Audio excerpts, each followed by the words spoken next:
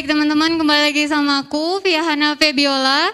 Selanjutnya nih kita akan ada narasumber baru, namun tetap sama fakultas kita ya teman-teman. Ini adalah Bapak Wakil Dekan kita, Bapak Wajiran SSMA PhD. Oke, beri tepuk tangan untuk Bapak Wadek kita. Baik, terima kasih teman-teman panitia semuanya. Bapak mungkin bisa, mohon izin Bapak mungkin bisa dibuka maskernya sebentar untuk melihat muka keseluruhan. Teman-teman maba boleh dilihat muka Bapak Wadek kita supaya tahu dan kenal. Mungkin bisa sapa audiens sebentar Bapak. Para mahasiswa baru di Fakultas Sastra Budaya dan Komunikasi, selamat atas bergabungnya Anda ya di Fakultas Sastra dan Budaya Komunikasi. Mudah-mudahan Anda bisa meraih kesuksesan dengan bergabung di fakultas ini. Baik, itu dia Bapak Wajiran SSMA PhD selaku Wakil Dekan Fakultas Sastra Budaya dan Komunikasi. Teman-teman, Bapak Wajiran akan menyampaikan materi tentang dukungan fakultas pada kegiatan akademik dan non-akademik. Sebelum memasuki materi, ada baiknya mungkin saya membacakan CV singkat tentang Bapak Wajiran kita. Pak Wajiran memiliki minat di bidang sastra, ideologi, dan politik. Beliau adalah salah satu dosen di Fakultas Sastra Budaya dan Komunikasi Universitas Ahmad Dahlan yang mendapatkan gelar doktoral PhD dari University of Tasmania, Australia pada Februari 2020 tahun lalu teman-teman. Gelar Master of Arts MA diperoleh dari Universitas maaf teman-teman, dari Universitas Gadjah Mada UGM pada tahun 2010 lalu teman-teman. Sementara itu gelar sarjananya diperoleh dari Universitas Ahmad Dahlan jurusan Sastra Inggris pada tahun 2003. Nah, beliau ini memang sejak SLTA itu sudah aktif ikut organisasi teman-teman. Beliau juga telah mempublikasikan beberapa karya ilmiahnya dan seringkali menjadi pembicara di seminar dan konferensi. Beliau juga salah satu penceramah tetap untuk khutbah Jumat di Masjid Kampus Universitas Ahmad Dahlan kita. Begitu teman-teman. Mungkin selanjutnya Bapak Wajiran bisa menyampaikan materi tentang hari ini. Silakan Bapak. Baik, terima kasih moderator. Innalhamdalillah nahmaduhu wa nastaghfiruhu wa na'udzubillahi min syururi anfusina may yahdihillahu fala mudhillalah fala yudlilhu fala hadiyalah. Kepada teman-teman mahasiswa baru ya, jadi saya akan menyampaikan terkait dengan layanan akademik maupun non akademik ya yang dilaksanakan di Fakultas Sastra Budaya dan Komunikasi. Jadi kalau Pak Dekan sudah menyampaikan tentang visi misi dan juga terkait dengan fakultas begitu, saya akan menjelaskan beberapa hal terkait dengan hal-hal teknis yang nanti teman-teman mahasiswa akan lakukan begitu ya, terutama terkait dengan layanan apa saja yang bisa teman-teman mahasiswa akses begitu ya. Yang pertama terkait dengan layanan akademik gitu. Jadi selama kuliah gitu ya, baik kuliah online maupun offline, nanti teman-teman mahasiswa akan berhubungan dengan unit tata usaha dan juga Cek. Iya. Ya langsung ditampilkan saja teman-teman operator PPT-nya biar lebih jelas gitu ya.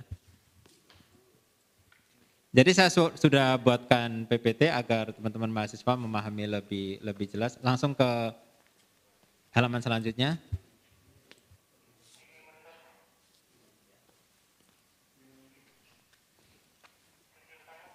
Ya, sebelumnya Pak Dekan sudah menyampaikan bahwa di Fakultas Sastra Budaya dan Komunikasi itu ada 3 program studi ya. Sastra Inggris yang paling paling awal sama sastra Indonesia, kemudian ada ilmu komunikasi ya. Para kaprodinya sudah di situ. Nah, nanti untuk tahu lebih lanjutnya para kaprodi akan menyampaikan materi di sesi di sesi program studi ya. Selanjutnya, Mas. Ya. Nah, ini ada saya gambarkan alur ataupun apa namanya unit-unit penting gitu yang perlu diketahui oleh teman-teman mahasiswa. Nanti yang jelas teman-teman mahasiswa baru nanti secara langsung akan berkomunikasi dengan para dosen ya, terutama mata kuliah yang teman-teman ambil begitu ya. Nanti kalau terkait dengan mata kuliah, sistem pengajaran dan lain-lain, nah itu teman-teman mahasiswa bisa langsung ke dosen mata kuliahnya masing-masing ya. Kemudian yang kedua itu pada unit tata usaha. Nah, unit tata usaha ini untuk Fakultas Sastra Budaya dan Komunikasi menjadi satu kantor, yaitu berlokasi di kampus 4 ini di lantai 2 ya. Jadi bagi teman-teman yang belum sempat begitu datang ke kampus 4, nanti suatu saat sudah aman dan bisa datang ke Jogja, bisa dilihat langsung begitu ya. Posisinya ada di lantai 2 saya barat begitu. Untuk layanan apa saja nanti akan saya terangkan. Kemudian yang kedua, teman-teman mahasiswa juga nanti akan memiliki namanya PA ya, atau dosen pembimbing akademik ya. Nanti sebelum perkuliahan itu akan bagi-bagi dalam kelompok-kelompok. Jadi satu dosen itu bisa sekitar ya 40 mungkin sampai 50-an mahasiswa itu memiliki satu PA yang fungsinya pembimbing akademik ini ya membantu teman-teman mahasiswa jika menghadapi kendala ataupun terkait mata kuliah apa yang harus diambil, terutama untuk semester selanjutnya ya. Kalau semester 1 kan teman-teman sudah dipaketkan, artinya 20 SKS kurang lebih ya. Itu jadi saya kira tidak ada kendala, tapi nanti di semester 2 dan selanjutnya, nah itu perlu dikomunikasikan dengan dosen pembimbing akademik ya. Selain terkait dengan konsultasi dengan persoalan akademik, dosen PA juga bisa membantu teman-teman sharing berbagai hal gitu ya, terkait dengan kegiatan ekstra mungkin gitu ya, atau kegiatan-kegiatan lain yang mendukung kelancaran selama proses belajar di Fakultas Sastra Budaya dan Komunikasi. Jadi nanti akan diumumkan oleh TU ya. Kemudian yang keempat, selain kepada dosen, kemudian ke staf administratif, ke dosen pembimbing, teman-teman mahasiswa juga bisa berkomunikasi langsung dengan para kaprodi di jurusan masing-masing, karena kita ada 3 program studi, ya tadi saya sudah sebutkan di awal, kaprodi untuk ilmu komunikasi Pak Najih, gitu, kemudian untuk sastra Inggris Pak Maftuhin, untuk sastra Indonesia itu Bu Intan. Nah nanti hal-hal terkait dengan bidang keilmuan ataupun terkait dengan keprodian, silakan mengontak para kaprodi gitu. Kemudian teman-teman nanti yang memiliki minat dan bakat untuk mengembangkan kemampuan ya, atau minat dan bakat gitu ya, itu nanti akan diwadahi di dalam Ormawa, namanya organisasi mahasiswa. Nah nanti saya selaku wakil dekan itu sangat sering gitu ya, sangat bersinggungan gitu dengan teman-teman mahasiswa aktivis gitu ya, sehingga nanti mau diskusi kira-kira organisasi apa yang paling cocok kalau saya punya minat ini, nah itu teman-teman mahasiswa baru bisa kontak saya atau datang ke kantor saya untuk tanya-tanya atau diskusi dan lain sebagainya begitu. Kemudian untuk yang keenam itu Pak Dekan, tadi yang sudah disampaikan bosnya begitu ya. Nah hal-hal yang sifatnya nanti besar terkait dengan pengembangan fakultas yang perlu kita diskusikan bersama, nah itu bisa dengan Pak Dekan ya. Jadi itu beberapa hal penting yang teman-teman mahasiswa baru itu perlu ketahui gitu ya. Jadi nanti kalau ada persoalan-persoalan yang perlu dikomunikasikan, ada dosen, ada staf administratif, ada dosen pembimbing akademik, ada kaprodi, wakil dekan sampai ke dekan begitu. Selanjutnya, nah untuk layanan tata usaha ke teman-teman mahasiswa baru ya, terkait dengan jadwal kuliah gitu seumpamanya, masih bingung gitu ya, atau grup WA group ya untuk kelas tertentu. Nah, itu bisa ditanyakan langsung ke staf tata usaha. Ini juga nomor kontaknya sudah saya bagikan atau Kepala TU Mbak Tari sudah membagikan itu ke teman-teman mahasiswa baru lewat grup Instagram gitu ya. Jadi tolong karena ini mata kuliah ataupun sistem kuliahnya masih kebanyakan online, jadi silahkan mengikuti informasi yang sudah di-share melalui Instagram, melalui pokoknya kanal sosmed ya, ataupun Telegram dan WA yang sudah dibuat grup oleh kakak kelas Anda gitu ya. Karena di situ ada beberapa grup yang sudah dibuat dan mahasiswa baru saya kira saya lihat sudah banyak yang bergabung di situ, yang mudah-mudahan tidak ada kendala. Nah, saya sekedar mengenalkan sekilas begitu ya. Nanti untuk kepala unit tata usaha itu namanya Mbak Tari ya, nama lengkapnya Mbak Tarmini Sri Lestari begitu. Jadi nanti kalau ada ujian gitu ya terkait siapa kepala tata usaha biar pada tahu gitu. Kemudian di bidang keuangan ada Mbak Puji gitu ya, fakultas ya khususnya. Kemudian terkait surat menyurat gitu semuanya mahasiswa pengen mendapatkan surat keterangan aktif kuliah. Nah, itu bisa ke Mas Murjianto. Kemudian layanan skripsi bagi mahasiswa yang sudah akhir itu ya, seminar proposal dan lain-lain bisa ke Pak Sugianto. Kemudian administrasi secara umum terkait dengan yudisium dan lain-lain nanti bisa ke Mbak Husna Zumala. Jadi ada 1, 2, 3 ya, ada 5 ya, kurang lebih 5 atau 6 staf di unit tata usaha yang berkantor di lantai 2 kampus 4. Silahkan menghubungi lewat nomor WA yang sudah di-share itu, nomor FSBK gitu ya. Untuk bertanya-tanya terkait dengan proses perkuliahan gitu, baik jadwal, kemudian mungkin bisa tanya juga nomor kontaknya dosen kalau semuanya belum masuk grup dan lain sebagainya. Lanjut, Mas. Nah, untuk bagian yang kedua, teman-teman mahasiswa, saya ingin menyampaikan hal penting ini terkait dengan mahasiswa karena Anda sebagai mahasiswa itu berbeda gitu ya. Berbeda dengan level sebelumnya. Artinya kalau SMA mungkin katakanlah 80% atau 90% itu Anda mengandalkan diri belajar di dalam kelas, tetapi untuk perkuliahan itu ya mungkin kalau saya presentasikan katakanlah 70% itu Anda mandiri, 30% itu dari dosen begitu ya.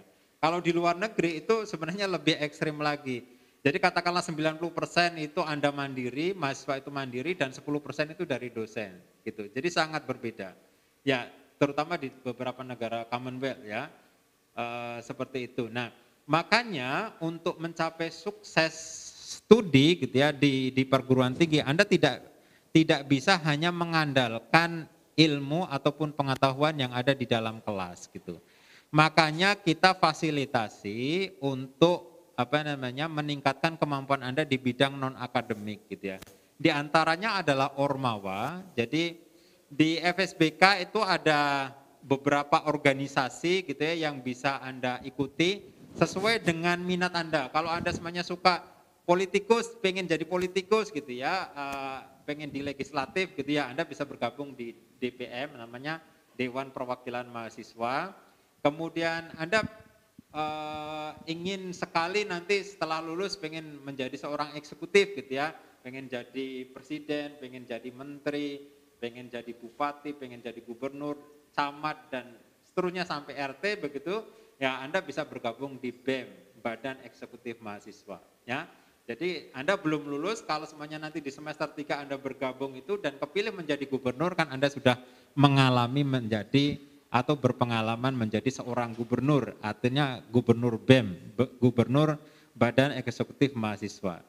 Kemudian yang ketiga itu ada HMPS, ya HMPS Himpunan Mahasiswa Program Studi atau jurusan ya, HMJ gitu ya. Jadi di masing-masing program studi karena punya spesifikasi yang berbeda, punya concern yang berbeda, jadi ada organisasi yang sifatnya keilmuan ya di bidangnya masing-masing. Jadi Anda juga bisa bergabung di HMJ atau HMPS Kalau di sastra Inggris itu ada ACLIS namanya, kalau di sastra Indonesia namanya HM Perisai ya. Kalau di Ilkom namanya Himakom. Nah, itu sangat penting saya kira kalau Anda berbakat di bidang masing-masing itu bisa bergabung di organisasi HMPS untuk mengembangkan bakat dan minat Anda.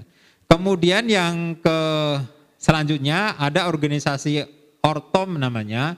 Nah ini juga paling penting karena saya paling lama sebenarnya ikut di Ortom sejak SMA saya di IRM atau sekarang IPM ya, Ikatan Pelajar Muhammadiyah gitu ya. Kemudian waktu S1 Ketua 1 IMMPSH Kampus 2, kemudian Ketua Korkom tingkat universitas, kemudian juga di DPD ya. Nah menurut saya gitu, organisasi-organisasi ini memberikan pengalaman yang sangat penting gitu ya terkait dengan pengembangan kecerdasan kita ya. Karena apa? Kuliah itu sekali lagi dibutuhkan kecerdasan bukan hanya intelektual tetapi juga spiritual dan emosional ya. Jadi 3 kecerdasan ini hanya bisa kita peroleh kalau kita bisa aktif ya di kelas dan juga di luar kelas ya. Itu sangat penting. Nah, salah satu yang paling mendasar di sini di IMM gitu semuanya. IMM itu organisasi kemahasiswaan, kemasyarakatan dan keagamaan. Jadi kalau yang pengen istilahnya mengembangkan kecerdasan kemampuan untuk ceramah, kemudian kemasyarakatan juga gitu ya. Nah, itu bisa bergabung di IMM gitu ya atau mengembangkan kemampuan-kemampuan lain terkait dengan ketiga hal itu ya, kemahasiswaan, kemasyarakatan dan juga keagamaan. Itu bisa di IMM. Kemudian untuk bela diri ada Tapak Suci ya, ini Ortom juga, Organisasi Otonom Muhammadiyah. Kemudian yang ketiga itu ada HW, Hizbul Waton. Nah, Hizbul Waton ini sejenis kepramukaan ya. Jadi kalau teman-teman ya suka waktu SMA mungkin yang di tempat umum ada ikut pramuka, nah bisa ditingkatkan bergabung di HW atau di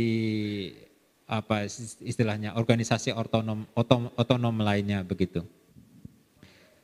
Selanjutnya masih ada nggak itu? Selanjutnya Mas slide-nya. Ya, nah kenapa kita harus mengikuti kegiatan kemahasiswaan? Artinya di luar kelas ya. Karena sekali lagi tujuan pendidikan perguruan tinggi bukan semata-mata mengembangkan kecerdasan intelektual ya, tetapi sebagai katakanlah kecerdasan dasarnya itu adalah kecerdasan intelektual ya. Kemudian yang kedua naik ke atasnya adalah kecerdasan emosional. Nah, yang paling tinggi adalah kecerdasan spiritual. Karena apa? Karena begini, sekarang ini kita melihat banyak orang-orang pintar gitu ya, tetapi secara emosional, secara secara spiritual itu rendah dan faktor yang mempengaruhi kesuksesan seseorang itu yang paling besar itu bukan faktor kecerdasan intelektual ya, bukan itu ya. Tapi justru faktor emosional, faktor spiritual ini mempengaruhi kesuksesannya yang porsinya jauh lebih besar daripada kecerdasan intelektual ya. Itu saya kira sedikit istilahnya pengantar ataupun pembuka dari saya. Kalau seumpamanya ada diskusi ataupun pertanyaan, saya kembalikan ke moderator. Baik, terima kasih kepada Pak Wajiran yang telah menyampaikan materi hari ini tentang dukungan fakultas untuk akademik dan non-akademik. Banyaknya dari penjelasan Pak Wajiran tadi mungkin kita bisa simpulkan bahwa Pak Wajiran memberikan saran kepada kita semua untuk mengikuti kegiatan kemahasiswaan, begitu ya Pak ya. Untuk selanjutnya Pak, mungkin ada pertanyaan satu nih. Kira-kira untuk pertukaran pelajar ke luar negeri itu banyak nggak sih di fakultas kita? Karena mungkin terkadang banyak yang mahasiswa yang mengejar itu tetapi tidak tahu informasinya begitu, mungkin ketinggalan informasi. Nah mungkin bisa diberitahukan di mana sih kita bisa mendapatkan informasi yang tercepat dan terupdate begitu mungkin Pak? Ya, jadi untuk layanan terkait layanan akademik begitu ya. Sebenarnya informasi itu biasanya lebih banyak di-share di sosial media yang dimiliki prodi ataupun fakultas. Dan yang perlu diingat begitu ya, setiap ada program-program terkait dengan pertukaran mahasiswa dan lain-lain itu kan berbasis seleksi ya. Jadi tidak semua orang bisa dapat, makanya teman-teman mahasiswa baru silahkan dipersiapkan dari awal begitu ya. Itu ya belajarnya serius gitu agar IP-nya katakanlah lebih dari 3. Kemudian yang kedua, aktif di organisasi juga silahkan, karena itu sangat menunjang kemampuan komunikasi, kemampuan interaksi dengan orang lain dan lain sebagainya. Nah, kadang pengumuman dari Dikti itu kan tidak selalu cepat, ya artinya tidak selalu jauh-jauh waktu itu. Ada yang mepet juga. Nah, kalau infonya itu mepet, biasanya kita hanya minta dosen-dosen merekomendasikan siapa nih kira-kira yang cocok untuk kita kirim. Nah, kalau seperti itu makanya ya kalau Anda aktif itu pasti akan ditunjuk oleh dosen itu atau direkomendasikan. Meskipun direkomendasikan ya itu tidak selalu otomatis dapat gitu ya, karena tetap kita seleksi lagi begitu. Jadi info yang paling terkait dengan kesempatan mendapatkan beasiswa pertukaran mahasiswa dan lain-lain, silahkan ikuti sosmednya prodi dan juga fakultas karena akan di-share di situ. Tetapi yang paling penting itu ya teman-teman mahasiswa siapkan diri sejak dini dengan IPK, dengan keaktifan di organisasi dan lain-lain, karena sangat sering info dari Dikti itu kadang mepet. Nah kalau mepet itu biasanya ya kita hanya minta tolong ke semua dosen, kira-kira siapa nih yang paling cocok, kita panggili kemudian kita tes. Kalau dia lolos baru kita kirim. Seperti itu, Mbak. Baik, begitu ya teman-teman. Jadi kalau dari teman-teman ada yang udah berpikir untuk aku pengen ikut pertukaran pelajar nih, nah mungkin dari sekarang bisa disiapkan untuk bagaimana akademiknya supaya tinggi dan non akademiknya juga berjalan. Begitu ya teman-teman dan Bapak. Nah, mungkin kita bisa kutip ya dari penjelasan Pak Wajiran tadi, untuk mencapai studi tidak bisa hanya mengandalkan ilmu di dalam kelas saja, begitu teman-teman. Jadi sangat disarankan untuk teman-teman semua mengikuti kegiatan kemahasiswaan di luar kampus yang nantinya akan mengembangkan faktor emosi dan spiritual teman-teman semuanya. Begitu ya teman-teman, karena kita tidak hanya butuh yang akademik saja, tapi kita juga butuh yang non-akademik untuk mengembangkan pikiran dan wawasan kita. Begitu teman-teman. Mungkin kita sudah sampai di ujung acara. Terima kasih kepada Bapak Wajiran yang telah menyampaikan banyak sekali pengetahuan kita pada hari ini tentang fakultas. Begitu juga dengan Pak Dekan sebelumnya. Mungkin dalam materi yang berbeda tetapi kita sangat-sangat dekat pada fakultas untuk hari ini dan mengenal lebih dekat fakultas kita. Begitu teman-teman. Terima kasih Bapak untuk materinya, diawali dengan MC dan diakhiri dengan MC. Selanjutnya saya kembalikan kepada Alda dan Vira. Terima kasih.